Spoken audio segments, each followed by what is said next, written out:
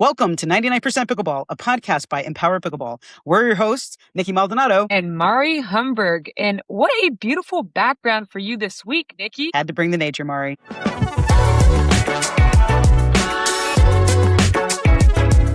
My own room again. Okay, this is...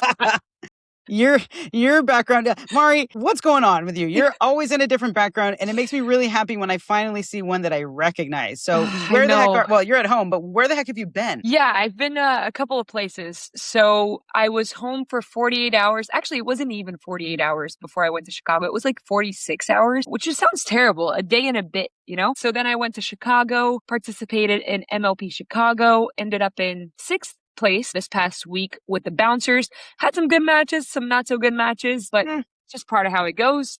I do think we've done the job to get into the playoffs, which we'll talk about in a little bit. But then after that, I actually got picked up by some friends. My friend AB that does all my clinics with me, my bestie at Pickleball. AB. She came and watched me. Yes, shout out AB. She came and watched me play on Sunday. And we drove back to Milwaukee to record some YouTube videos because, Nikki, can you believe my audience is calling me out for not putting out videos for a couple of weeks? Yes, I absolutely believe that. More. Like, call her out. Yes. I know I'm working on it. I'm just one person, so it's just a lot of work. I went to Fortified Pickleball Club over in Milwaukee and recorded a ton more, so I will have more content coming out shortly for everyone. I'm a little bit of a conspiracy theorist, and I think that tying back to a couple of episodes ago, I think your audience likes your voice when you're extremely tired. So they're trying to wear you out. That might be what it is. Maybe. And I just landed like an hour and a half ago and we're already out here. So I get no breaks. Nikki makes me work. She's kind of holding me hostage. If there's anyone out here that can help me, that'd be awesome. But Nikki, jokes aside, what have you been up to and where are you right now? Because this is maybe the prettiest background you've had. I appreciate that. There's a lake right behind me. This is better than the Vegas background? I don't know. Debatable. Different. If you like nature. I would say different. Yeah. Mari, hang on. Before we move on to me, happy to talk about my background where I am, but I just want to call this out. I got a very scary text from you yesterday where you just send me a screenshot of a tornado warning and say that they're shoving you into a bunker. Like, what? I look at this and... So first of all, I just I don't know why. Sometimes I'll just send texts without context. But I was like, wow, if this is how I go, I mean, we got like a warning and we had to leave because AB and Kyle's apartment is just basically glass, it's windows. Oh my God. Probably not the best place to be in. And there was a tornado forming super close by. So it was a little scary, but I think it did end up happening, but it wasn't too close to us. So I was okay. Yeah. But I just sent you a screenshot. I was like, hey, this is happening, you know? I was like, can we record this week's pod first? At least like get on the mics. Let's get this thing done. That's what's important, huh? Priorities. No, I'm glad you're safe. I didn't like that text message, but I'm glad that you're okay. Good. Just got my heart racing.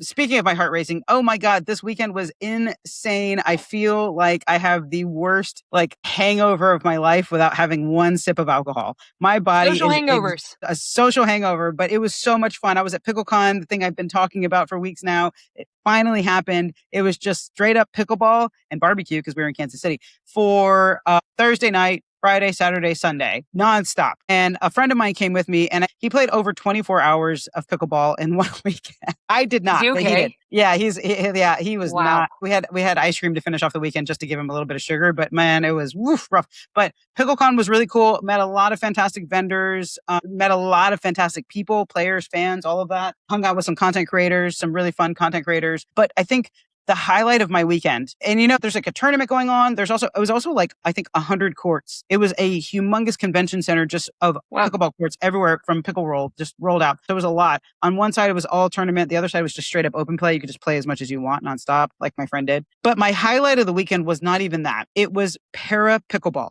Have you heard of this before? I've actually gotten to watch some para pickleball. I watched the split event where it's someone on a wheelchair and someone that's not on a wheelchair. Yes. But yeah, we did tell that. Me more. So it was like a hybrid event. We did partially that where we were playing with, it was one standing player and one wheelchair player against standing and wheelchair player.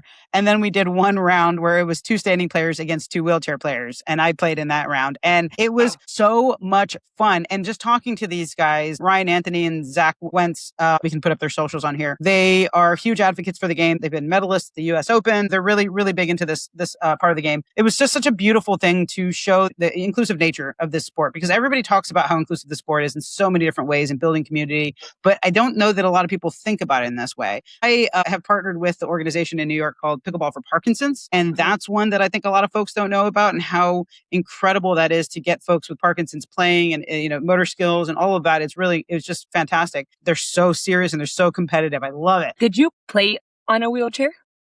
No, they were going to bring one for us to test it out, which I am very relieved I didn't, Nikki, because I'd have I hurt did, myself. and You did? they made so much fun of me. Yeah, I'm going to send you the Of course they footage would. after this. Of course. No, I kind of need to see that. Yeah. I mean, it's so hard to figure out the coordination of, do I Yes. wheel first Yep. or do I go swing first, right? Yep. And we're just not used to it. So and it's how awesome. quick their movements are. So know. there's going to be footage on my Instagram about this, or I don't know if we want to put it up on here, but you're going to see footage of our games. But the one thing that stood out maybe the most in all of this particular experience was they called out Nico the lefty, because he made a video about a week and a half ago saying that he was going to be part of this event and asking his fans, what do I do? Should I body bag them? Should I Nasty Nelson them? Should I take it easy? Like, what do I do? And part of the reason was because we heard that they really love Nasty Nelsons and body bags. Like, they go hard. Okay. And so we were like, do we do it or not?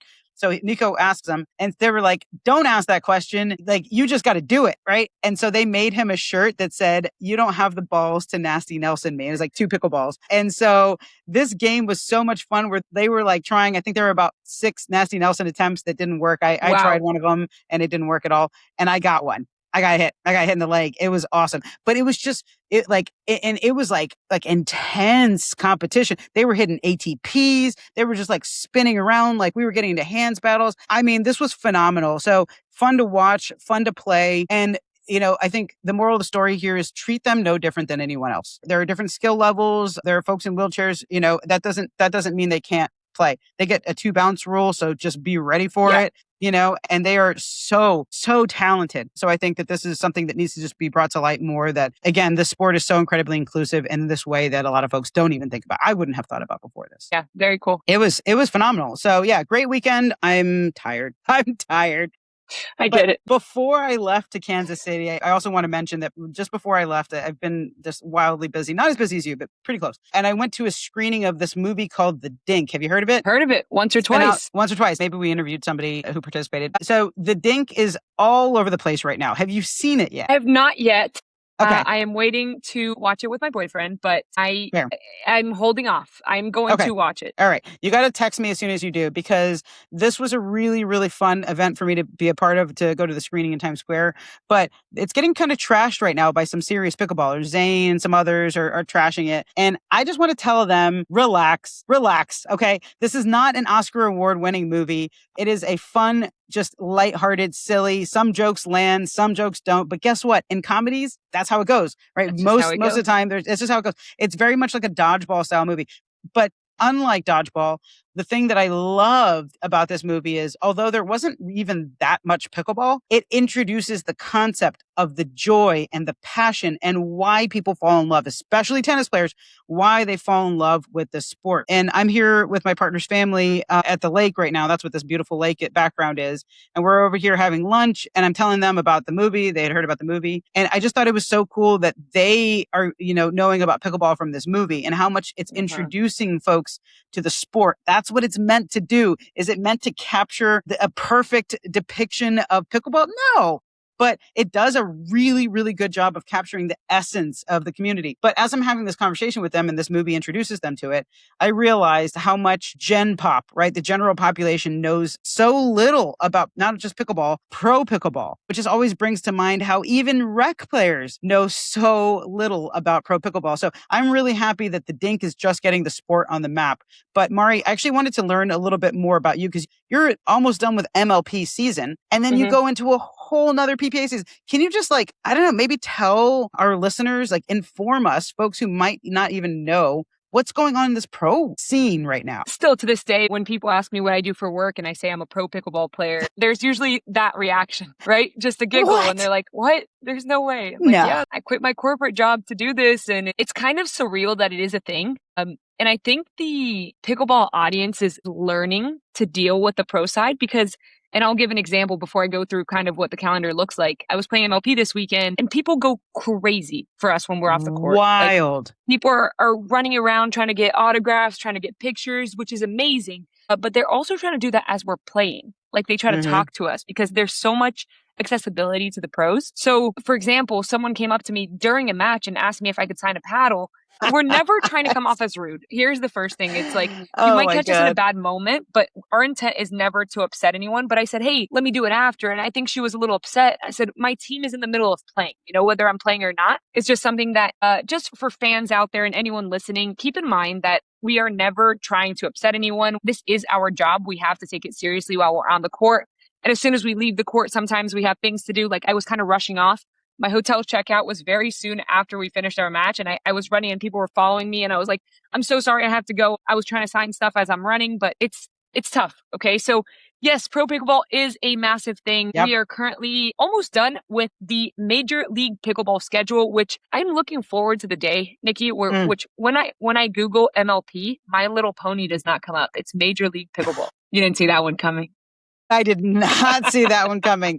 It makes me wonder about your algorithm. Why is My Little Pony coming up on I don't there? know. I probably watch cartoons and stuff, and they think I'm gonna enjoy My Little Pony. I never had any My Little Ponies or watched any of it, but MLP I think is common for My Little Pony. So, anyways, Major League Pickleball. It's actually a 3-month season now. This is the first year that they're doing it this way. So it started I have my calendar pulled up on my other screen since I'm home. It started in May this year. So it'll be done in September, not even at very end of August. So May through end of August is MLP season. There are PPA challengers, which is basically the tournaments that are feeding into the bigger PPA events, which is the Professional Pickleball Tour. And those two are linked together. So I am a signed MLP and PPA player.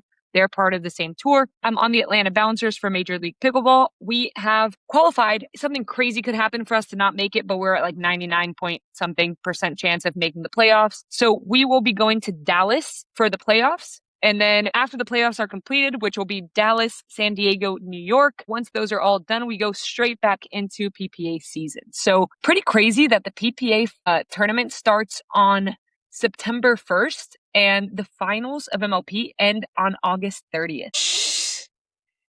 So for whoever is in the MLP finals, 2 days after, you have to be back out there playing. You're right. So you're going. Yeah. It's a pretty strenuous cycle for us players. And obviously for fans, there's consistently pro pickleball to watch. So you always have something to look forward to.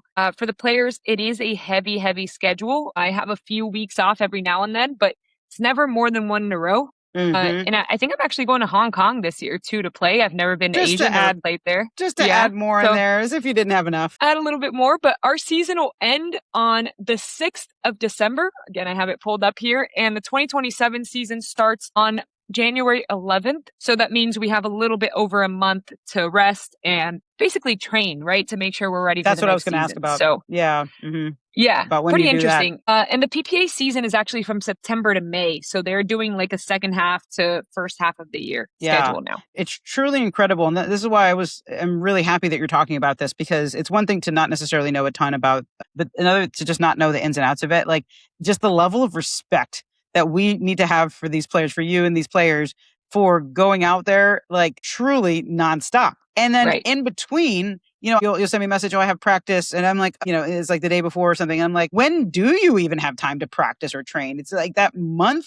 That's about it. And it's hard because we still want to improve. I want to keep my fitness up. There's so much that I want to do. And it's just, it's a lot, but it's something that we have to adjust to and do our best to keep up with. So I have another 1, 2, 3, 4, 5, 6, 7, 8, 9, 10 more PPA tournaments to play this year. And depending on how we do, up to 3 playoffs for MLP. So, man, so potentially 13, 14 weeks. Potentially basically. 13 events. And 13 we are starting August. So, yeah, it's the very end of July. Nikki, where's time gone? I don't know. What is time? What is time these days? This is wild. You know what's crazy from a fan side? There's been a lot of chatter about this online. So obviously it was a lot for me to just listen to you rattle off all those weeks. I'm tired just listening to you rattle off all those weeks. But so from a player side, right, it's exhausting. I've been hearing a lot of chatter from fans that even say that it's a bit exhausting because in one respect, it's well, I love that there's pickleball to watch all the time. Right. Every weekend of the year, practically, there's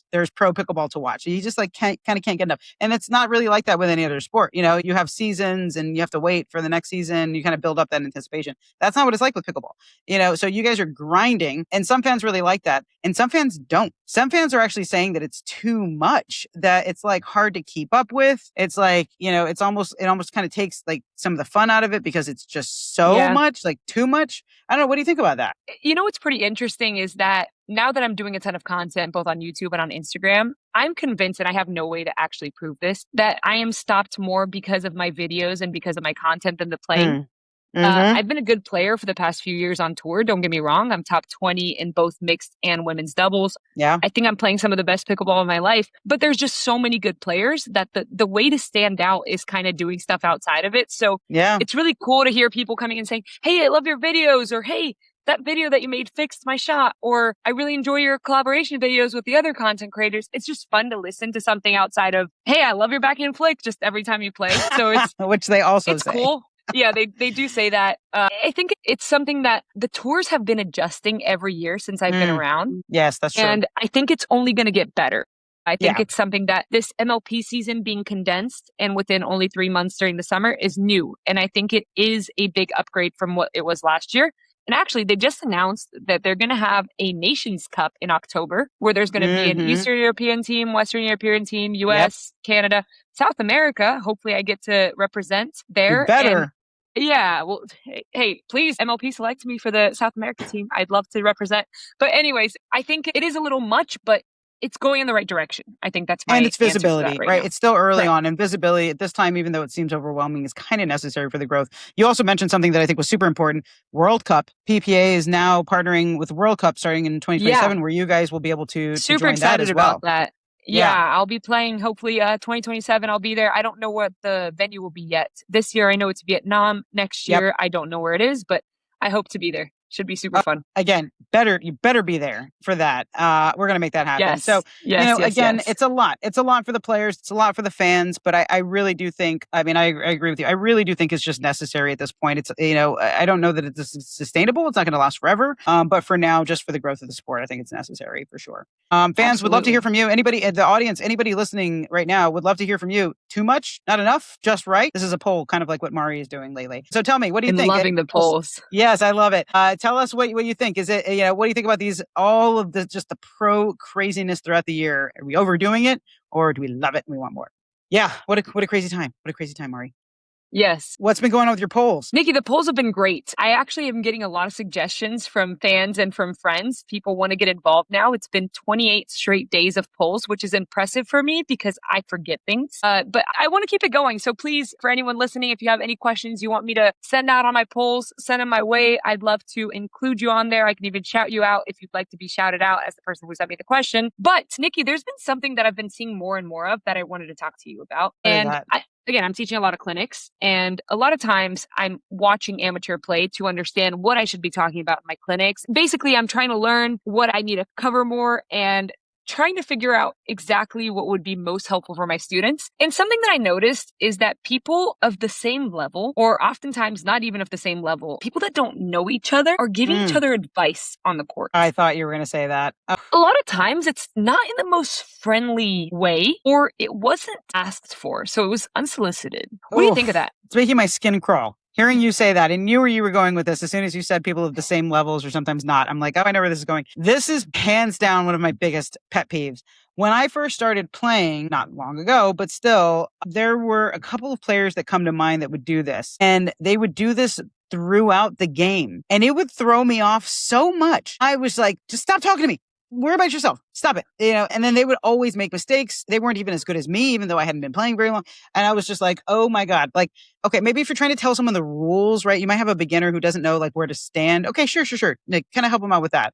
But anything beyond that, wild and unacceptable. Just chill out, people. So I'm a professional feedback giver. I teach people feedback in the corporate world. This is something that I do for a living. And in 0 instances is unsolicited feedback without building trust, without building this relationship and rapport. It's like unacceptable, right? You don't do that. And so, I'm not into it. How do you feel about it? You're a pro. How do you feel about this stuff? Yeah, well, it's pretty interesting. I think a lot of us pros have respect for each other and we like to listen to each other, but some people certainly overdo it at times. I think It's something that, first of all, if you don't know someone, which I think that's the wildest situation that I see out there, Nikki, right? You're telling me you go to open play. Like, imagine we go to open play, we're about at the same level, and I see you do something, and I'm like, no, she did that wrong. Let me tell her, hey, Nikki, you should do this instead. First of all, I have no credibility with you, right? Yeah, who are you? To your point, I didn't build trust. Second of all, maybe you don't know how to do that. So you're just looking at me like, what are you talking about? Or third of all, I could be saying something completely wrong. Yep. Because which honestly, that's probably the most frequent. I hear that all the time. I've even heard say something. I'm like, no. Yes. I make sure you correct I stop it. If you hear, okay, good. I will definitely step in and I'm like, don't listen to that, by the way. Don't worry about that. Yeah, I've heard that before. Yeah. And even a lot of times when I've heard someone say something, because in my clinics, sometimes people will talk to each other and say things. And I'm like, sorry, what did you say? Can you repeat that for me? And they'll repeat Say it louder. And I'm like, that's not the right advice. And where did you hear that? Or where did that come from? And I try to address it because Zane actually does give good coaching advice. I agree with most of what Zane says on coaching stuff, which is pretty much the only thing we agree on. You know, I think we also agree that the Chicago Slice is better without him, but that's it. Burn. That's what everybody's saying. Yeah. But yeah, I think it's something to be cautious of, especially the most common situation is, for some reason, men love to tell women on the mixed court what to do. Big eye roll from Nikki there for those that are only listening. It is common. It does happen in gender matches too, men with men, women with women, but just be careful. Don't be the person that is just telling people what to do without being asked. And also try to make sure you're listening to good advice online, just to go back to the conversation we had last week about the amount of bad coaching out there and the amount of incorrect information being made available that people are taking. So just be cautious of that. And yeah, I don't like it. That's my... I don't like it. No more. Out. Cut it out. One thing I'll just add to this is that the one acceptable thing that you can do and something that you should be doing is hyping up your partner. Okay. So stop with this nonsense of unsolicited advice. You don't even know what you're talking about, whatever. Just like chill out with that. Even if you do, just like chill out with that because it's not always the right time. So let's minimize that. Instead, swap that out with hyping them up, paddle tapping between points, resetting them. Get really excited when they hit a good shot. Lift them up if they didn't hit a good shot, right? Like all of these kinds of things. How can I help you? Or do you want me to do more of this? Yes. Talk about productive things rather than saying, make that shot.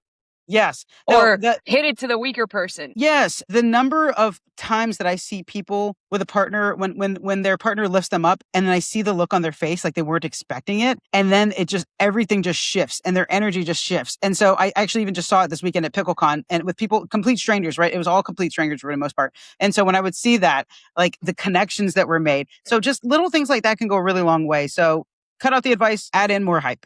That's what I say. I like that. Hey, and good news, we have a great guest that's pretty well respected, I would say, in not just the pro world, but in all of pickleball. And I think she does a better job than almost anyone I've seen with the giving good advice, first of all, when it's asked for, second of all, and being a really, really good supportive cheerleader off the court when needed to. So she is not the problem. I'll tell you that. She is not the problem. She's the solution. She's the solution. And we had a really, really great conversation with her. I can't wait for everyone to listen to this. So, Nikki. Let's get her in here, Leigh. Leigh Waters, everybody. Leigh Waters, join us. I'm starting this one, Nikki, because I know our guest better than you do. I mean, I know a thing or two, but I'll give you that one. That's fine. All right. Thank you for joining us, Leigh. I'm willing to bet money that at least one or two of our listeners will know who this is. I'm willing to bet good money. I hope so. Order of fame here is 100%. Nikki, Leigh. Leigh, it's like needs no introduction at this point. You are like running things out there. I don't know about that. I'm trying day by day and succeeding very well. Yes, absolutely. Thank you for coming on, Leigh. Yes, thanks for having me. Just a little info about Leigh. A lot of people at this point, obviously, Leigh, know you as Anna Leigh's mom, which I think that is a pretty big title itself. Not taking that away, but you are very much accomplished outside of that too. So you are an excellent player. I know that you're not active at this time, but who knows? Maybe we see a Serena moment from you. You know, you just get right back in there. If you want to drop any news on this podcast about your next event, then we'll take it, you know. So yes, great player, obviously extremely established coach. I've had the pleasure of being coached by Leigh on the fives and love what she has to say, love the way that she thinks about the game. So obviously you have that. You don't share your coaching with many people. It's fair. I understand, but the world needs to know that you are very good at what you do. And Thank then you. obviously had a career before that too. So Leigh, we want to start off with that. Do you want to tell us, just give us the Leigh before Anna Leigh. Ooh, The Leigh before Anna Leigh. The Leigh origin story. Let's do this. There we go. Yeah. I like this. It honestly seems like another life. Like, did I have a life before Anna Leigh? I think I did. But I grew up playing tennis and softball, competitive tennis and softball. In high school, I decided to just focus on tennis. Ended up going to the University of South Carolina on a scholarship for tennis. Played 4 years of singles and doubles there. When I graduated from South Carolina, I moved on to law school at Villanova Law. And I practiced law after that for like 14 years, which is crazy. Wow. I know. That really was a whole life before Anna Leigh. That was like a whole life, right? And it was like towards the end of those, I think it was maybe like the 12th year where maybe we found pickleball and we started doing it for fun. And then by like the 14th year, we were traveling so much that I would be like waking up, because I was working from home at that point. I'd be waking up at like 3:00 in the morning trying to like bust out my legal work so that we could go play in the tournament or whatever it was. That's crazy. And then eventually pickleball got to the point where you could actually kind of make a living. And I was like, well, this is way more fun than practicing law. So see you later. And Leigh, if I'm not mistaken, Stephen also went to USC and was a golfer. Is that correct? Correct. Yes. He played golf at the University of South Carolina. So you guys have rotation in the family, just pure, perfect rotations between softball, tennis, and golf. We have the hand-eye thing covered. So, my gosh, who did she get her athleticism from, Leigh? Yes, that's the For right those answer. not watching on video, a big hands up from Leigh there, and I think actually Stephen would agree with you. I think so. I think Stephen's so. like, she got this. Yeah, absolutely. I could not compete with Stephen in golf, let's put it that way. But I think I'm going to claim the athletic ability part. Take it and run with it. Is golf really a sport? So hard. It is so hard. Go there. I agree. It's I'm not saying hard. it's not hard. I mean, that to get that tiny little ball into a hole hundreds of yards away from you, like that is skill. Yeah. Leigh, I'm curious. I know you made that jump. You had that decision, obviously, to leave law behind, which is a pretty steady gig, I'd say, right? Yes. But what was the moment where you said, there's something here with pickleball? Like, what made you do that? I think that it was that Anna Leigh and I were getting to play together and we were successful in the sport. Like I said, this was pre-COVID, so the sport wasn't ginormous, but it was big enough where we were starting to get some decent sponsorships. And I just felt like it was an experience in a time of my life. Like I couldn't pass it up. Like who gets to go play an emerging sport with their kid and be successful and travel the country? And at that point, Stephen was working, so my parents would travel with us. So it really was like a family experience. And it was just definitely worth it for me. I could always go back to law. I knew that. But you were never going to get those years back. You had to take advantage of that family bond. Exactly. I wasn't going to get that time back. And we felt like the sport was going to continue to grow. And like, it's so great now. Like, what could it be? Shout out to Leigh's parents here. They're awesome. They're the cutest ones out there cheering at every event. They still travel quite a bit. We got to spend some time with them on the fives and they're super sweet. Still, every time I see them, they'll come and give me a hug. It's just awesome to see their passion for the sport still there. Yeah. I mean, my dad taught us to play. So, of course, he loves pickleball. And, you know, really kudos to them because they did help us with a lot of the like travel costs early on and really made it a viable thing for us. So, yeah, we couldn't have done it without them. That's amazing. Takes a village, even in pickleball. Yeah. Obviously, you played tennis, so you had an easier time getting into this. And I know AL played a little tennis too. But at what point did you look at her and you're like, wow, you're better than me? I think it was pretty early, honestly. I think it was probably, I was thinking it in 2019 when she was 12 and we had won nationals and a couple other. Yeah, because like she was getting all the balls. I know it sounds strange, but Anna Leigh, like she was aggressive, but she would like dink like over and over because she was getting most of the balls. So she had to be super consistent. And I was the one who was like fighting to reach in and like speeding up off the bounce and poaching off of her third. And I just remember thinking like, when are these people going to figure out that they should just hit me the ball? Like, I'm going to make a lot more mistakes than she is. Like, I just remember having those thoughts. So it had to have been when she was 12 that I was starting to think, wow, right before COVID then. Yeah, like, wow, I think she might be getting better than me already. So I'm so impressed by this, Leigh, because you were, I mean, obviously you had this full career and then you're on the road. It's one thing for you to be a player on your own and working on your own game. But then you have your daughter there. So now you're playing, she's a teammate, you're her mom, you're her coach. Like, what is your key to multitasking and balancing all of those things? And I'd be even curious to, like, how did you still prioritize and continue to develop your game in all of that? I think the fact that, like, even though we were competing and like winning money or getting sponsorships, it was still for fun. So there wasn't this heavy pressure on us to like win everything or to be the best team. She and I truly were able to just have a real partnership. And I didn't act like mom when we played together. I acted like we're a team, you know, and I listened to her as much as she listened to me. And again, we didn't have the pressure like it is now where you're trying to break through and every match seems like it's the most important match of your life. Then it was just all for fun. And I think that helped a lot to be able to wear the different hats. And then the second we were off the court, I was back to mom. And, you know, she was playing other sports at the time. So it wasn't like all the focus was on pickleball like a lot of the juniors today. Like it's their only sport. Yep. She was still doing a lot of other things. I think that dynamic really helped me to be able to switch the hats on and off. I think that is such a valuable lesson to so many folks who are listening right now, because I find that especially folks who want to improve their game so quickly, and then they put that pressure on themselves that it's actually detracting from their growth. But what you just said, I think, is maybe a secret sauce there. It's like, remember to have fun. And for some reason, it's so difficult for people to do that. But if you guys can do that, come on, everybody listening can absolutely do that for sure. Yeah. I even try to tell her that even now. Like, if you're not having doesn't like any when you fun, say that sometimes, Leigh. That's Ryan's favorite thing to say to other teams. They're not having fun yet. They're not having fun yet.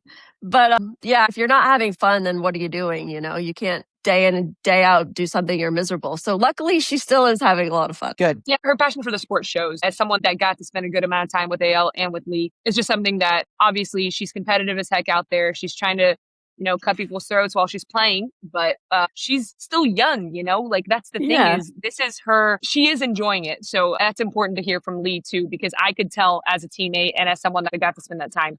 Now, Leigh, I want to switch gears to, when did it get established that you were going to start coaching her? Was that ever talked about, or did that happen naturally? How did that come about? Well, I was coaching her sort of like when we were playing together, in the sense that like we practiced together and I would help her.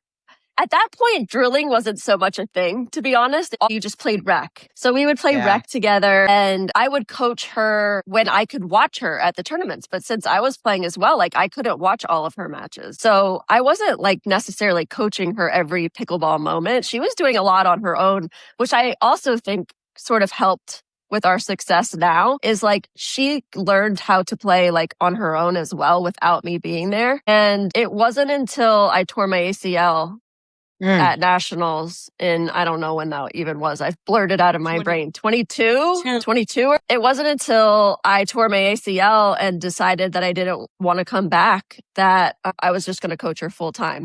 Is that something you talked to her about? So is this like, you told her, hey, I don't think I'm going to come back. We're going to pair you up with that. You know, let's figure out who your best partner is going to be moving forward. Or did it just happen?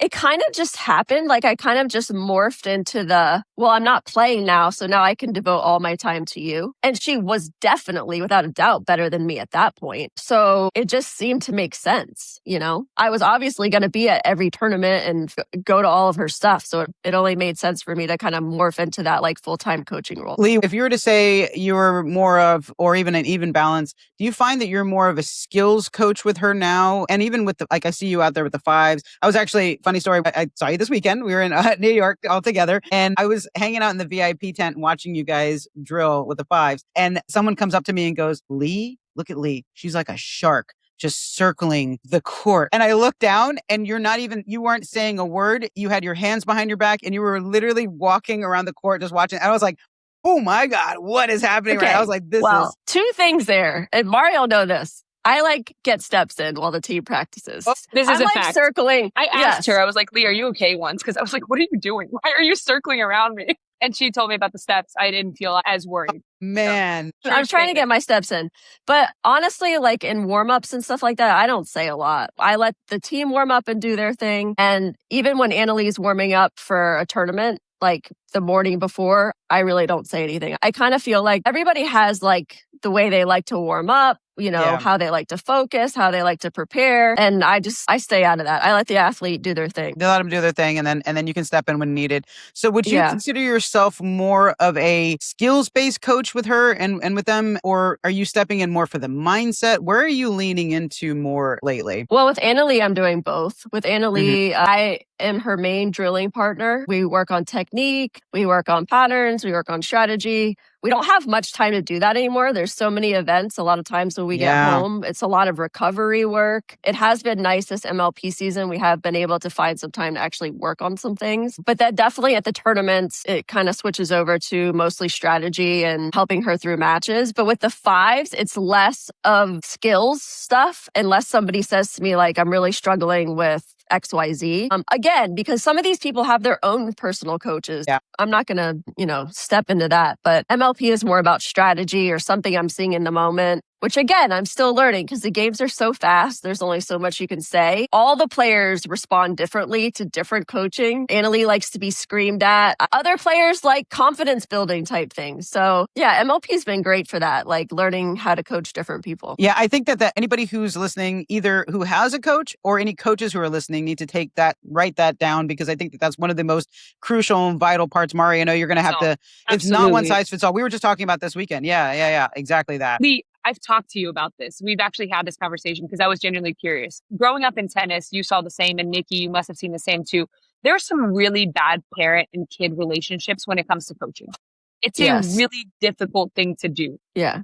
First of all, I want to say yours and Yale's is the healthiest parent-kid coaching relationship I've ever personally seen. I've told you this. I've told you this because I mean it. I think it's incredible that even if you ever do get into a fight, it's on court. And as soon as you get off court, you're not her coach anymore. You're relaxing. You're her mom again, and you're really good friends outside of that. So how did you develop that relationship? And I think as mature as she is for her age, it needs to come from you because you are the adult. So how do you handle that? And how have you learned with time to basically maintain that healthy relationship with her? Because I've never seen a serious fight between the two of you, and we had some tense moments. I don't know if we've ever had one, honestly.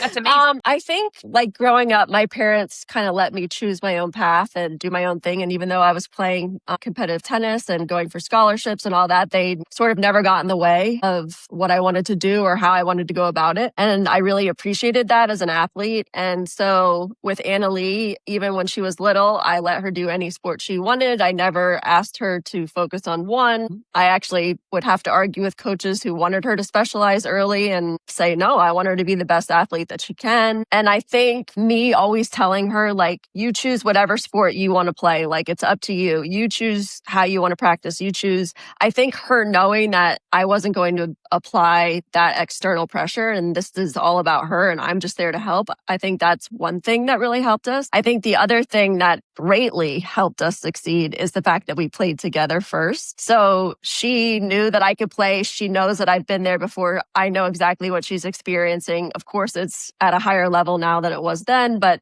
I've been there before. We've done it together. We've been successful. So I think like that also helped us sort of be able to maintain that parent-child-coach relationship. And I still don't apply that pressure. I tell her every time something gets hard and she's upset, and I always tell her, like, you don't have to play pickleball. Like, you have a whole life outside of pickleball.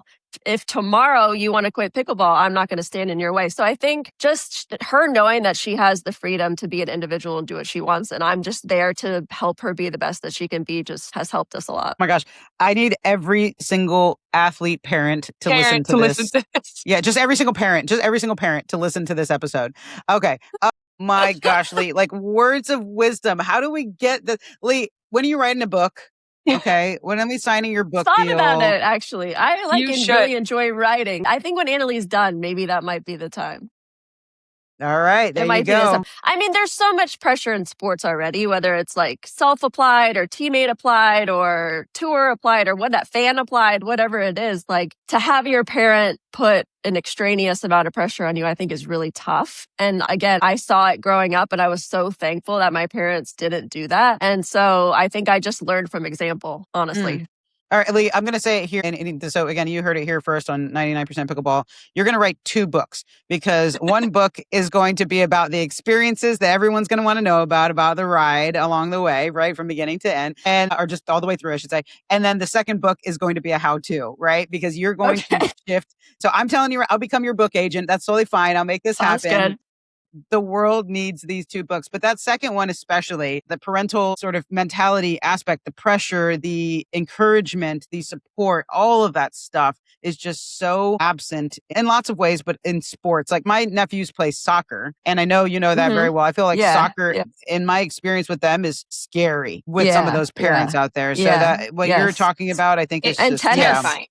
Tennis was the really, worst. That's why I was talking about tennis parents, because that's like an ongoing joke we made about how bad it was. Yep. Yeah. I mean, honestly, that's one reason why Anna Leigh didn't want to play tennis anymore. She literally played like one tournament at 12, and the parents of the other kids were so crazy, like yelling at her. She was like, Mom, I don't want to do this. This isn't fun, you know?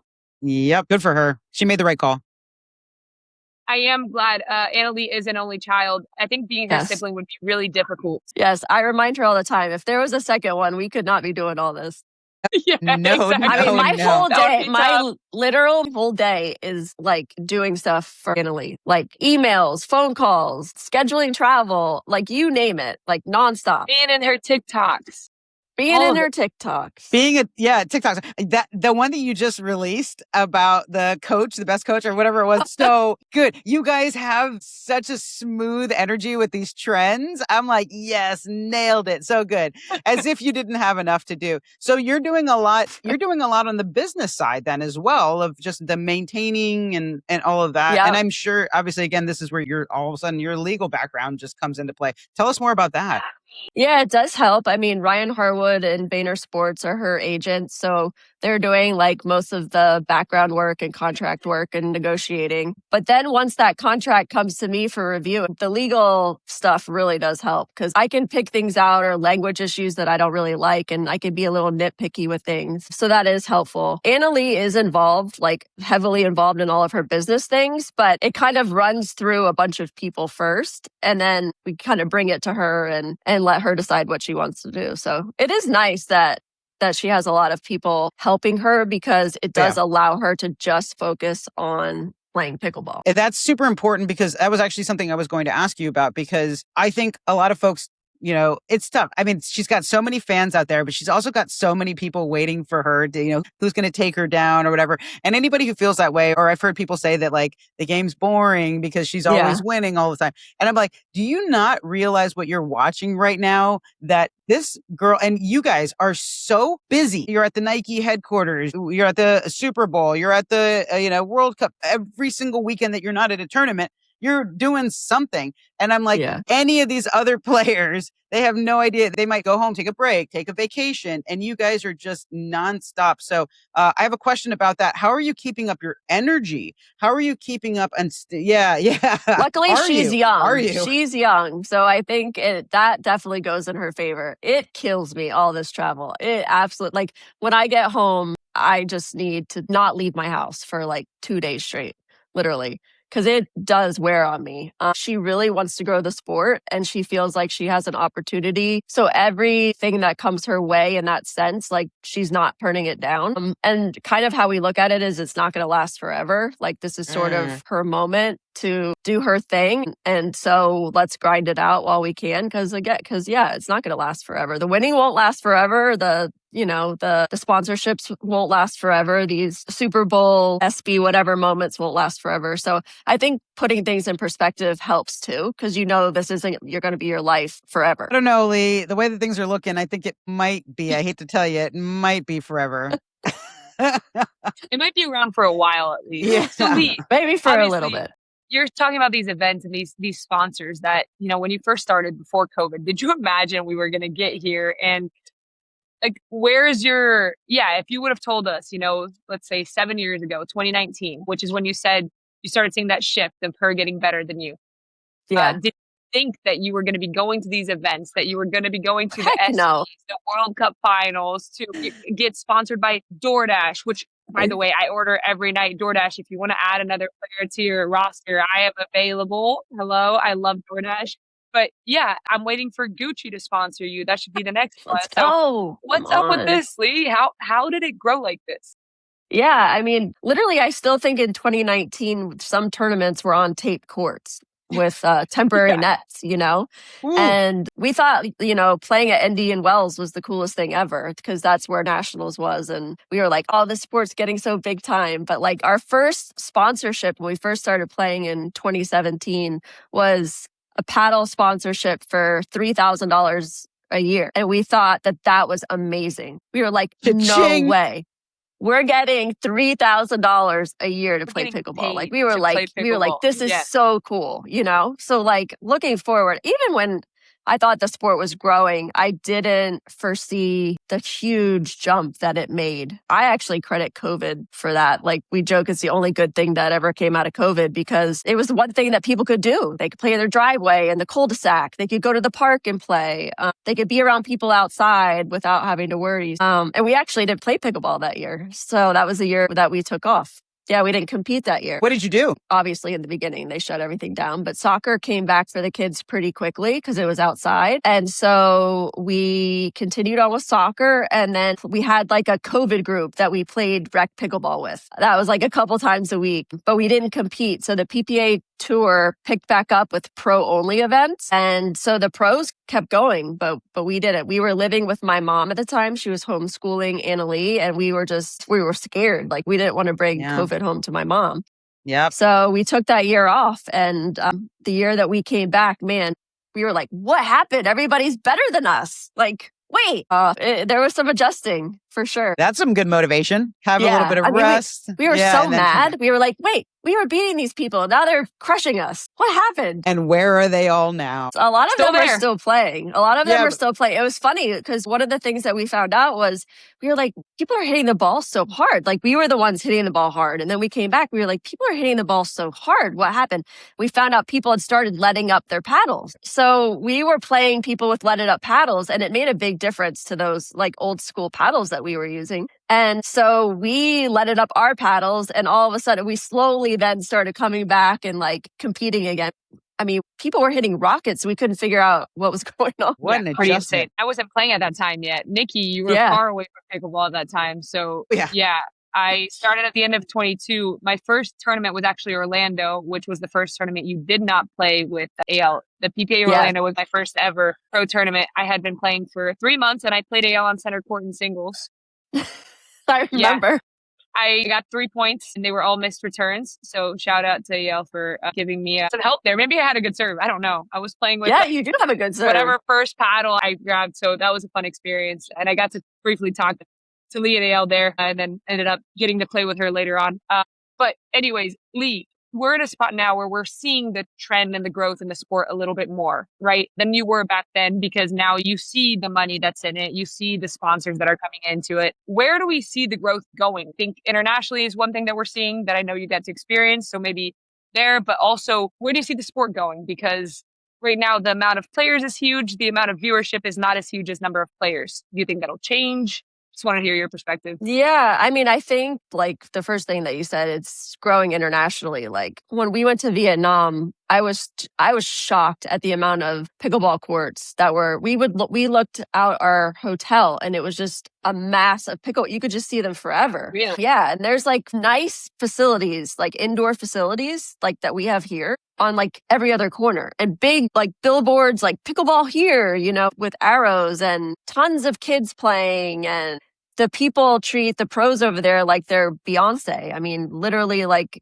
they're so obsessed with it. And so I think a huge growth is going to come from Asia specifically. I think they're going to overtake us. And I don't think it's going to be too long, honestly, before there's more people playing over there than over here. I think that's the first thing. The second thing is, I like what's going on with the colleges, with all the club teams. I think that that's huge because hopefully it then translates into an NCAA sport. And the more youth we see, because, youth is looking up, everybody wants the college scholarship. So the more that the youth can see that there's a pathway, like a viable pathway for them to succeed, I think that's going to help a lot. And I'm hoping that we're moving that direction with NCAAs. I think for the sport here to really, really grow, though, we have to do a better job, in my opinion, of getting the youth involved. I know that there's a lot of people. I know there's a lot more kids playing. I mean, when Anna Leigh used to go to a tournament, there'd be like 5 kids there. And it was the same 5 kids, everywhere. And now you see tons of kids showing up at the tournament. You go to the parks, you see tons of kids playing. Like, I know it's in a lot of the school systems and their gym classes and stuff, but I still don't feel like there's a great pathway or programming or anything for juniors. Like, even locally around here, people ask me, like, where can my kid go to a clinic? And I'm kind of like, I've been asked that too. I don't know. I don't know. Or who can coach my kid? And I'm like, again, I don't know, like, I don't think we're quite there yet. And I think that needs to happen for sure. I don't know how it happens, to be honest, but it needs to. I know Anna Leigh would love to play in the Olympics. I know that's like definitely one of her bucket list items, but I've heard pros and cons to like sports being accepted into the Olympics. I don't know if that's like would help with growth or be a growth killer, because some people seem to think it would be a growth killer. I don't really understand why, but I know it's out there. If you're curious, you can listen to our first episode where Sarah Ainsbury actually talks about this exact thing, why she thinks it would stunt some growth. Yeah. Mm-hmm. Okay. The fact that there's so many people playing and it touches every demographic, it doesn't matter if you're rich or poor, like anybody can literally go play pickleball. And I don't know that there's another sport that you can really say anybody can play pickleball. So that definitely helps with the sport being able to continue to grow. Leigh, but we need to get more eyeballs. We do need to get more eyeballs. That's actually was going to be my next question. It's like chicken or the egg. Like, which one needs to come first? Is it the infrastructure of clinics, of youth programs, of building that, getting kids to just start playing? Or if you think about other primary sports, right, they're idolizing the pros. You want to see more of the visibility of the pros. You want to get them excited. And when you see the kids at any of the pro tournaments, those kids are just so, I mean, well, you know better than anyone how obsessed with you guys they are. Yeah. So which one do you think is maybe more necessary for the future of pickleball? I think enough people have told Anna Leigh, like, the sport needs superstars. Like, like the masses want a superstar. They want somebody to follow. They want some reason to like gravitate to the sport or to watch it. And I think that's one reason why Anna Leigh has really tried to like cross over a little bit mainstream, like just go to every event she can, try to be in the right rooms, like do anything to get eyeballs, because if we can just have some recognizable figures in the sport, I think that definitely helps with overall eyeballs. Also talking to people like higher up in the tour and the various organizations, like everybody says there will be a TV deal at some point. Mm-hmm. But will it be 10 years from now? Maybe. Mm-hmm. Like nobody has said to me, we're getting a TV deal in the next 2 years. Like, I don't think that's happening. I think, one day, but will Anna Leigh still be playing at that time? I don't know. So it's like, how do we hurry up the process? Definitely getting these bigger sponsorships, like the Nikes of the world or the DoorDashes of the world. Like they want their brands to be visible. So they're going to try to help fight for those positions too. Nike doesn't want to not have a media deal for 20 years. Like, so you just hope that there's enough powerful people in the sport that they can make things happen. And I swear I've met more billionaires over the past few years than is imaginable, right? And so it's just like, it's when there's that many influential, smart people involved in a sport, it's like hard to see how it fails or they let it fail. Also, more and more is like YouTube streaming and social media platforms becoming what people watch over like Fox. I mean, I know like the World Cup is on Fox, but I mean, maybe being on YouTube or being on one of these social media platforms isn't the end of the world for the sport. Yeah, just the viewership needs to grow. That's the one thing. And I think what slowly needs to happen too. So obviously, as people that came from tennis, the amount of viewership in tennis is still so high. To me, I love watching tennis because I know the speed that it's happening at. I played it. I know how difficult what they're doing is. But to me, tennis on TV is significantly worse than live. Oh, agreed. I feel the same way about pickleball. So yes, pickleball live is amazing. Yes. Right? Like it's so fun, especially the sound of firefights is like, it's music to my ears. Okay. Yes. I love at MLP, this last MLP, when we were inside for that one match, I literally couldn't follow the ball. It was going so fast. I couldn't. Yeah. I'm like, I can't, what is happening? I had to like just look at Georgia and Anna Leigh or just because it's going so fast. So I agree with you. Like seeing it in person is you understand the skill. Tennis somehow convinced people to watch their sport online or on TV, whatever it might be, right? The viewership for tennis is so high. The following for the players is so high. The sponsorships. I mean, Rolex is out there sponsoring players. Airlines are sponsoring players. Anyways, my point is, how do you think that happened? How do we get that to apply to pickleball? Because I was watching, again, Serena yesterday, and just, it's awesome to see her back, obviously. I mean, it doesn't look that impressive on TV. No, and I mean, think about the people that are sitting there watching golf. And people love watching golf. Steven. Totally, including Steven. Every Sunday, we know the golf's going to be on for 5 hours, and even like racing. I mean, they're watching cars go around a loop. You can't even see them. They're going too fast. To your point, Anna Leigh always says the more people that play themselves and understand themselves the difficulty and what it takes, the more people that are playing and understand, then the more people will want to watch. Golf being her prime example. Like, everybody knows golf is freaking hard, right? Yes. So when you see it on TV and it's super boring, you can appreciate what Rory's doing on a Sunday, because yourself how freaking hard it is. And so I think it's between like continuing to grow just recreationally, maybe putting money into the events themselves, making them larger, maybe, in my opinion, having less, but making them more grand, where more people can attend. And it's like more of a thing that people want to do. And maybe the pros aren't so accessible. Pretty much every single event we're at right now. Yeah. Right? Yeah. I mean, right. MLP St. Pete, you all were not there. Or you were there? Oh, no, we weren't there. We were not in St. Pete. Yeah. Stands were packed on a Thursday.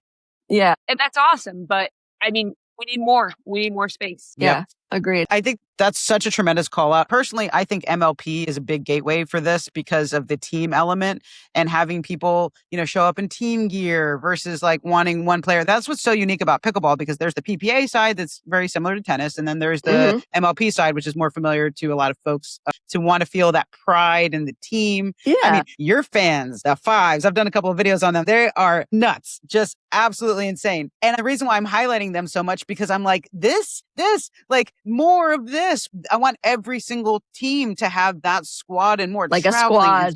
Yeah, exactly that. And to your point about making it more grand, I hear what you say about like the player accessibility. It's so interesting to me because it makes it so exciting to be there because you can get autographs, but there's also something that's exciting when you can't get that, because then when you do get one, it's like, whoa, but also like you feel like you need to go to an event. Like instead of I'm going to see them every other weekend, it's like, oh, these 10 players are going to be, I got to go, Yeah. I don't know. But I think accessibility is going to be difficult at a certain point because, Leigh, I know that you're getting stopped a lot. I mean, I'm getting stopped a lot. So AL needs like 3 security guards around her to walk around because there's no way. And the etiquette, since it is so accessible, it's hard. I don't know if this has happened to you, Leigh. I got asked to sign a paddle mid-match. I was on a timeout. My God, no. And this lady walked up to me and said, "Hey, Mari, I'm sitting on the bench. Can you sign my paddle?" And I looked at her and I was like, "I'm in the middle of a match." And she said, "So is that a no?" And I was like, "No way." I said, "Can you find me after the match?" Yeah. But like to have the patience to do that, it took all of me. I'm not going to lie. Yeah. I was winning at least. Or if I was losing, I would have lost it right there. We were actually talking about that at this MLP. By the way, one of the refs had to make an announcement. Please do not ask players for autographs during the match. Really? Yep. Yes. Wow. Yeah. Yeah, that's crazy. But like, I was talking with Martin Emmerich, he's our captain this year on the Fives. And we were talking about that because like, you're trying to go from practice court to stadium or whatever, and you're getting stopped. And Martin was like, well, should I tell people no? Like he was trying to help out because there are some people who like want to be totally locked in and focused. And like I said earlier, people have their processes and don't want to be signing autographs in that 3 minutes of trying to lock into center court or whatever your thing might be. We were talking about like, do people understand, like if you were to say like, no, I'm trying to lock in, are they going to get it or are they going to be angry? And I think probably forums and say that this person didn't sign my autograph. And it's and I actually saw something like Anna Leigh literally spent the entire event. I don't think she said no to like anybody the whole time that we were there. And literally in this one moment, like we had to go and we had a PPA guy like taking us through. And I saw a comment like, it's a shame Anna Leigh's not nice to her fans. No. When they ask for an autograph. Gosh. And it's just like, it just depends who catches you in which moment. And they don't understand that might be like the only 5 minutes of the whole weekend where she couldn't sign an autograph, you know? Yeah. But you just have to roll with the punches, you know? The etiquette's tough because this has happened a few times. When I lose a match, I need a few minutes to myself. Yep, Gail doesn't get this feeling as much as the rest of us humans do. Okay. But basically,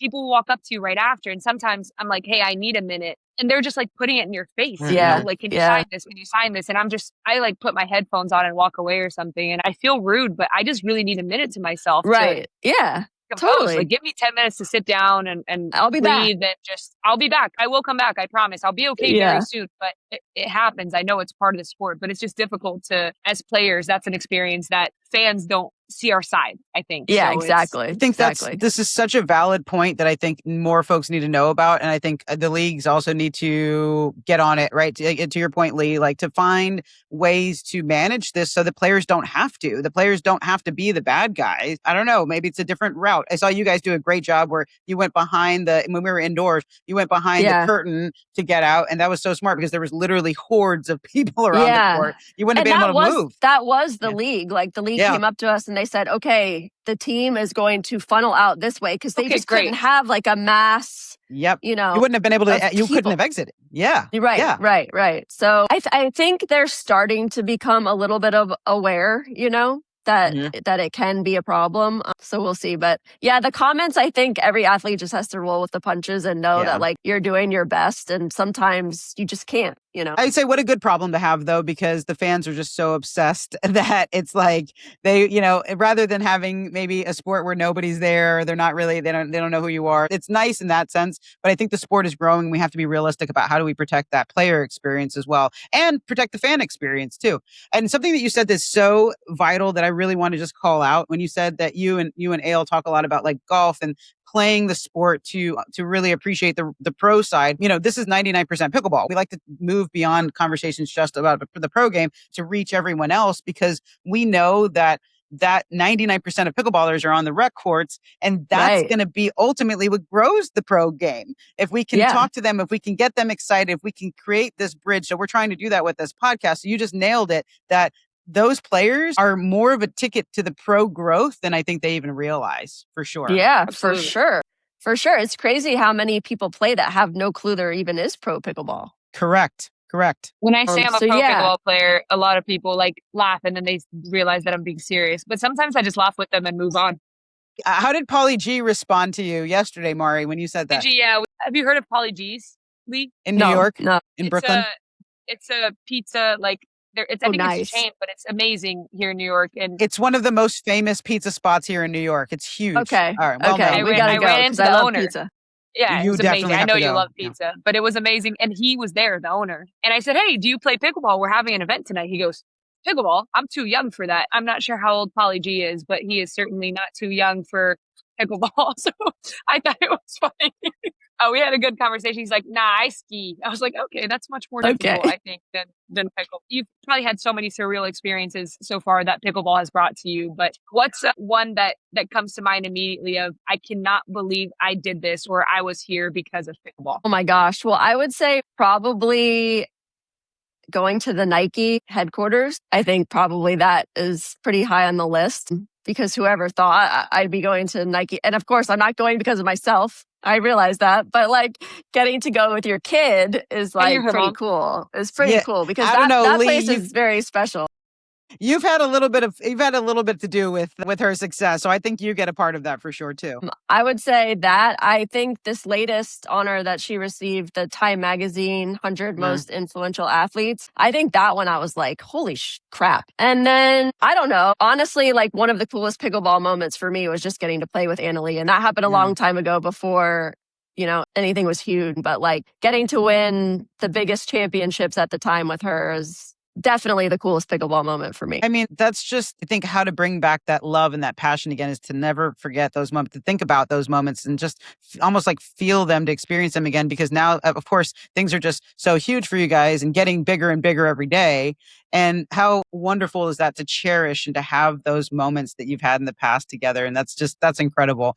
Now, I love shouting you guys out with all the big stuff that you're doing. And, and of course, just like name dropping things like the ESPYs, you're at South by Southwest, you're like on these, talk shows, like all this stuff. You actually have a couple of big things coming up soon. By the time this airs, you will have passed those. So I'm going to put you on the spot here. So you've got the ESPYs, you've got Time Magazine, and you've got something that not too many folks have heard of, but it's the World Cup, the finals of this thing.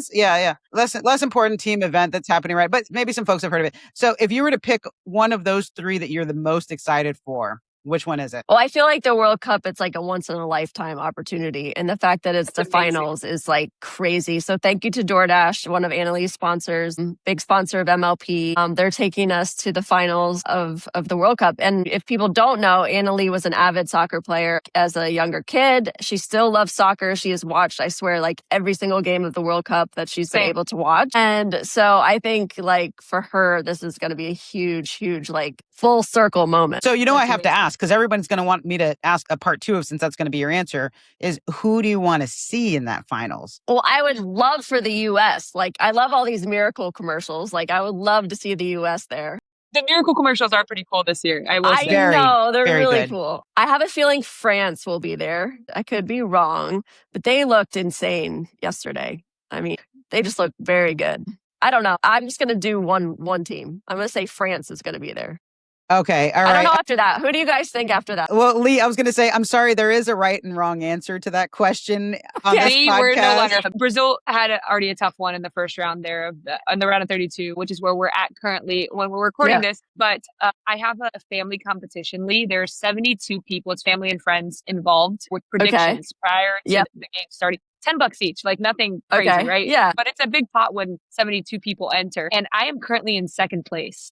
But I have Argentina winning. Well, Anna Leigh would love to see Argentina. So, I mean, that Messi would be great. Is like, I don't know. He's like, it's hard to bet against Messi in these big moments, right? No, it really you can't. It's like Federer and Messi to me are comparable. Federer is my tennis Messi. Messi is my soccer Federer. It's those are my two. But that's going to be such a cool experience. I hopefully post lots of stories. Make sure you get some good footage there for us to live through your experience. Yeah. Leigh, I want to follow this up. What is the craziest place you've ever been stopped and recognized as? That's Leigh Waters. Jeez. She's like everywhere. I hide at home. Well, this isn't a crazy place. It's San Clemente. But I was like walking, like in normal clothes, just like walking like through the hills, kind of whatever. And I get passed by an Amazon driver. Oh my gosh. Okay. And they stop the Amazon truck, jump out and yell, "Are you Leigh Waters?" And I'm like, first of all, are there any other people that could save me if this guy... You're going to be put in the Amazon truck. No, the answer was no. But I was like, yes. And he's like, "Can you please sign this, whatever?" And somebody's I signed package, someone else's package. Yeah, I don't know what it was. And he got back in the truck and drove away. What? And so it wasn't a crazy place, but like the experience was just so random because I wasn't anywhere near pickleball. I wasn't in pickleball clothing. And it's just this Amazon guy stops and jumps out of the car. So that's probably my craziest experience. Wow, that's a pretty good one. Now I wish I knew, and I would just love it to have been in someone else's Amazon package delivery that he just grabbed very quickly and you like signed for it. Leigh, I got to hand it to you because you might not know this, but I actually have only been playing pickleball for 1 year. Okay. So I'm very new to the sport. And to say that I'm obsessed with it is an understatement of the year, right? I jumped in, I dove in pretty hard. And of course, so I was like learning the pro scene early on and so I learned about you pretty early on. But one of the ways that I learned about you was from a podcast. You were on a podcast. And when I first met you, I said, I loved your podcast. Like I was really excited about that. And so obviously, if you can find some time for it, I think the more that we can get visibility of you on podcasts and TV shows and all of that, nice. I think that I need to get asked. No. Oh, hey, okay. We're here. There you go. We asked you. Yeah, there we go. Well, we're going to make that happen. We're going to make it happen because... Okay. I would love to get your advice for people that are listening to this. I would like to say that our average audience, our listeners are, let's say 3 5s.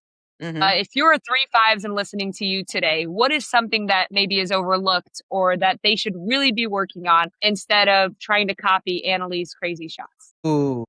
Yeah, really, that's like one thing that I have always been a firm believer about is like there's no one right way to play pickleball. I mean, you can see that across pro game, like how different pros play. And it's the same with amateurs. Everybody sort of has their style. I think that you can like go with that unless something's like so technically wrong that you can't make balls.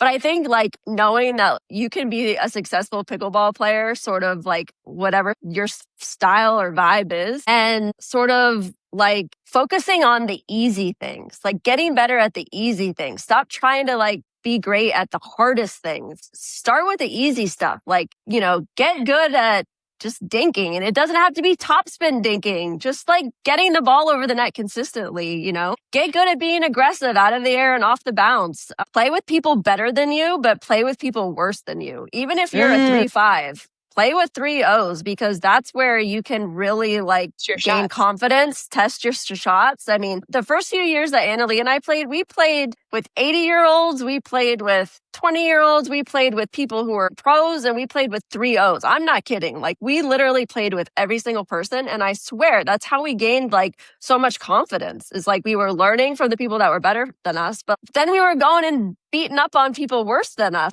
And I feel like now people like only want to play with people better than them. And I just don't think you gain confidence doing that. With people worse than them, right? So there's always that battle too. I just think like have fun, get better like on your own, like stop trying to like be perfect in all of your techniques and all of your styles and everything else, because I don't think it's necessary in the game of pickleball. Maybe at the top pro, you need to hone in on some techniques. I actually am a stickler kind of for technique at the top levels, because I feel like if it's not right in tight moments, that's kind of where you might falter a little bit. But like if you're a 3-5, I'm not worried about that stuff.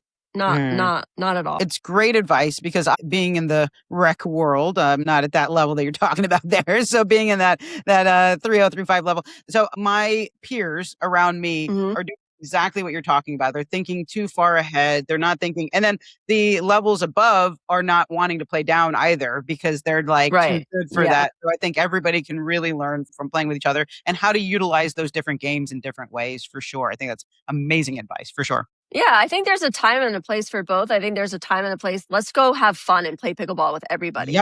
Yep. And then let's pick another time where we just pick our group that we like and go. And that's where you can get like your high level or whatever, specific games. But my favorite times in my pickleball life were literally those first like 3 years where we just showed up to open play and you just played with whoever, and you just like that. I miss that so much. I miss playing. I always try to get more. I mean, now I'm not really playing that much, but like I miss just like the rec games. I still play some rec with Leigh. Every time when I'm in town and I get a chance to, I'll try to get Leigh in there. It's always fun. And let's set something up. But that's what let's I miss. Set up a game. Yeah. I miss playing for fun. Like I miss, because I think at the core of pickleball, that's what it is, and that's why people love it so much. That right there is what I like to call pickleball joy. That's the key to it, is just really having fun and remembering how fun this sport is. Leigh, I have one more big question for you. So not to put you on the spot or anything here, but let's say we fast forward 10, 15, 20 years and you want folks talking about Leigh Waters and her impact on this sport. What do you want them talking about? What do you want them to say? Yeah, I hope people would look back and say that I was a great coach, whether that's just to Anna Leigh, that's fine with me. And that hopefully I portrayed the sport in a positive way. That's important to me too. Hopefully in 10 years from now, I've helped to grow the sport in some way. It's really difficult right now. We'd always talk about wanting to like really start something with youth, but we're like never home. We just did something in New York with teen girls in the city. And that was awesome, by the way. Like City Pickle, that was so cool. That was a great organization. We're trying to like work things like that into the schedule, like when we're traveling, because we're just not home very much. I hope that 10 years from now, I'll have more of an impact on growth, especially young girls. I think that's really important. So I'm willing to bet more money on that than even on a messy win. I think that. Okay. I think that we can like that. Take Thank that you. to the bank. Thank you. There we go. And messy win percentages are high. That's exactly right. That's exactly right. Leigh, before we get to our final part that Nikki will explain shortly here, I want to do some quick rapid fire questions with you. One word answers. Okay. Oof. Putting you on the spot here. Woo. Some of them are one or the other, so those will be easy. So we'll start here with, I think I know the answer. Singles or doubles? Doubles. Ooh, yeah. Gurney or ATP? ATP. Dink battle or firefight? Firefight. Laughs at my question. Coaching or competing? Coaching. All right. Favorite post-match meal? I know the answer to this. It's pizza. Italian, a pizza, yeah. Leigh, really quickly, I'm going to send you Pauly G's so that way you can go there next time you're in town. Okay. If you love pizza, you got to go there. Yes. Okay. So good. One player you'd love to coach for a day. Maybe Tom. Yes. Nice. I like that. Love that. Most underrated shot in pickleball. The lob. Yes. We're going to bring back the lob video of Leigh. For those of you that don't know what we're talking about, one of my favorite videos of all time. One thing every player should practice this week. The speed up off the bounce. Done. I'll get there tomorrow. I'll be practicing that tomorrow in Canada. This is my coaching philosophy. It might be wrong, but I'm going to stand by it. Learn offense first. Then you can learn the finesse. Ooh, okay. All right. Someone taught me in clinics this week and they didn't say that. I think I'm the 1% that says that. The clinic was about first 4 shots. You can't really, I can't have her out there swinging on Nikki. She was supposed to make me a 4-0 in one day, and I think I might have gotten her at least 0.1 higher. Okay. I think that works. I'll take it. Oh man, this has been so much fun. Great answers, by the way. These are so good. All right, Leigh. So here's what we do. This is how we like to end every episode. So it's 99% pickleball, right? That's what our podcast is all about, where we're trying to include the rec world, the majority of pickleball players, but we also like to think about this in the aspect of this podcast. And so we spend 99% of the time talking about pickleball and 1% about anything and everything else. And what's fun about this is that Mari is the actual queen of non-pickleball related questions. She can think of just anything that she's going to ask you about. So she's going to ask you a non-pickleball related question, and then we'll see how it goes. Let's do it. Outside of pickleball, okay, Leigh, as an athlete and coach yourself, who is your favorite athlete of all time, dead or alive? Oh, wow. I think I have to say, and you've already said this person, but I think I have to say Roger Federer. I mean, growing up a tennis player, he was just like everything. He was like a tremendous player. He was a great champion. He came across as a gentleman. He seemed like a great sportsman, a great family man. I just really looked up to him and still do. Would love to meet him one day. Wouldn't that be amazing? I actually have him as my Waze voice for navigation. No way. Roger Federer's voice is available on Waze for anyone that wanted to know that. Yeah, I listen to Raj every morning. It makes my days. That's so cool. Great answer, Leigh. I am also a huge Roger fan. So what a guy. That makes up for not picking Brazil earlier. I think you just won your way back in the I'm back on good terms with Mari. We're back on good terms. Yes. Now she will play a game with you next time you guys are together. Yes. I'll text you when I'm in town. US Open next year. Let's go. Leigh, this has been awesome. We already obviously get along outside of all of this, so it was awesome to have you on here. Thank you for your patience with our questions. Thank you for taking the time to help our listeners. And it's just great to hear about Leigh. I know there's a lot of questions about Anna Leigh everywhere. You're often answering questions about your daughter, but there is a very powerful and strong woman that is the mom. And it's awesome to see what you're doing for the sport. So thank you for being here. Thank you guys so much for having me on. And thanks for spreading the love and joy of pickleball to everybody. That's what we do. Thank you for doing the same. Yes. See you guys. Whoa, my gosh. I cannot believe that was I can believe it was such a great interview, but I can't believe that we just did that. Mari, I can't believe it. I can. Yeah, that was awesome. Awesome. That's our girl. That's Leigh. That's our girl. That's Leigh. Oh man, she brought it. She brought the heat, and she gave us such good insight. She gave us some tea, all the good stuff. I love it. Leigh is always a great company to chat to, so I knew this would be a fun one. I like the way she answers her questions. She's very methodical, and you can tell by the way she's thinking about things. That's the same way that I felt with her on court. So it's pretty cool to see just her thinking through it and immediately. I thought we gave her some pretty hard questions. So she finally put her law degree to work today. Only today. Never used it before. You're welcome, Leigh. We gave you that opportunity. Yes. Put her on the spot. No, that was so fantastic. And I don't know. I know she's getting her steps in, but she definitely still looked like a shark circling the court the other day. It's pretty funny. I remember asking her about that. I was like, what are you doing? Are you watching my shot? Are you, No, she was just getting her steps in. Well, really quickly, you got to answer your own question, your non-pickleball related question. So who is your non-pickleball athlete? I would probably go with Roger as well. I think I share that answer with her. But second option, since let's say Roger's off the table since he chose him, I would go with Messi, Leo. Okay. Thank you for clarifying which Messi. You're welcome. There's probably another athlete, Messi. Some other Messi there. is yes. I don't need your attitude. I'm going to have to go with Tim Duncan. He's a Spur, a San Antonio Spur, and in my opinion, built the franchise, and he did it in such a cool, calm way. And it was always, they call him the big fundamental. Like he was just like always nailing down the basics, not too showy. And I just love that guy. So that's my number one. I think that's a great answer. All right. Even though I'm still in New York, you live in New York, and go Knicks. We'll let him have one. We'll let him have someone reacted. Well, yeah, you wanted somebody to go, Knicks in 5. Yeah. Exactly. Yeah. No, they're at the airport. They're not from New York. We'll give the Knicks their 1, and then the Spurs are going to get the next 10. It's fine. Man. All right, Mari. So what was your big takeaway from this episode? I think there were a couple of things. First of all, to me, it was really cool to hear about Leigh. I know that she gets asked a lot about her daughter. Obviously, Anna Leigh is a once in a lifetime athlete, right? Like she's kind of one of those that's doing things that no one else is ever going to be able to do for the sport. But Leigh was also a stud athlete. And I think it's just cool to hear the background of kind of how she got into it, and then how she made the decision of, I am no longer going to play. I'm going to fully focus on her daughter, right? And become the coach that she's become today. So that was really special to just hear about her passion behind it. I mean, you can tell how much she loves it and how much she's still a part of the journey, and her passion for pickleball shines through as well. And the other thing I really enjoyed is just hearing about how she thinks the future of pickleball is going to evolve into. Yeah. I love to hear about her desire and want for it to be an NCAA sport, because that's something that I definitely share as well. Her and I have bonded over this. She also loved college tennis. I mean, that's where she met her now husband, Steven, as well. He was a golfer there. So I thought it was just really cool to hear about the Asia expansion, international in general expansion, and hopefully she even mentioned college before Olympics. So I thought that was pretty interesting. Yep. I'd be curious. I'd be curious if she listened to our first episode and what she would have to say about that. We should have her do some homework and then ask her. No, I loved her talking about everything you just said, +1 for sure. The future of the sport, hearing about the growth, hearing about the expansion, hearing about, I really liked her talking about how to shift a little bit for the pro game and elevate that. I love this idea of less but more, like less, maybe less events, but grander, right? Bigger events. So I love that.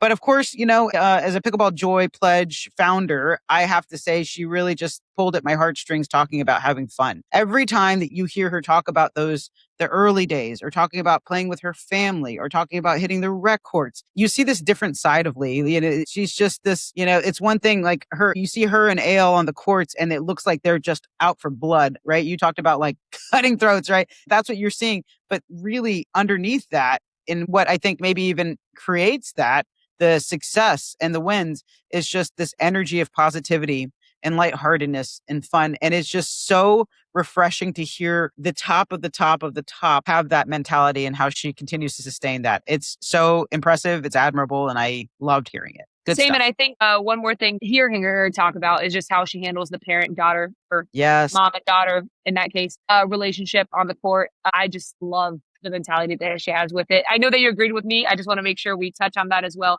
Yeah. Just so cool to see how well they get along on court, off court. And she said they've never even gotten into a fight. Like, they look like friends. Unreal. Yeah, like they're legitimate court, friends. They do bicker on court, but I don't see it as a negative because it's a respectful bicker. She'll often tell Ale something and Ale's like, no, that's not working, or I want to do this. And she's like, okay, then try this.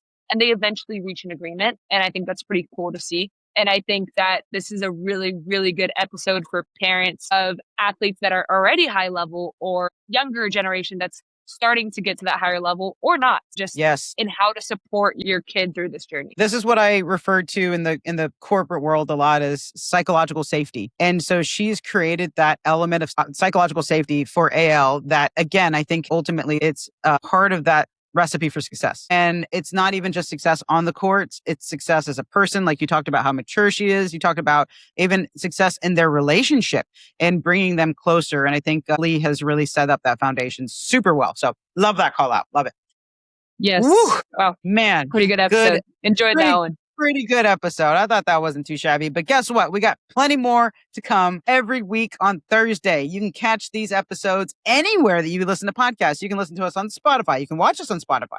Listen and watch on Apple. Listen and watch on YouTube. Anywhere that you get podcasts. And I'm going to say you're going to want to have to watch this one because Mari's got some pretty funky backgrounds and people walking behind her. So if for nothing else, watch this one for sure. In LaGuardia Airport. This is how dedicated I am to the 99% podcast. Okay. Yeah. So this is it. This is my life now. I am traveling and recording and just happy to be here. But I'm heading to Toronto. So that'll be my next stop. But for now, Mari, go enjoy your flight. Safe flight to you, my friend. And then we will see everybody else next week. Thank you so much. See you next week. Thanks, Nikki.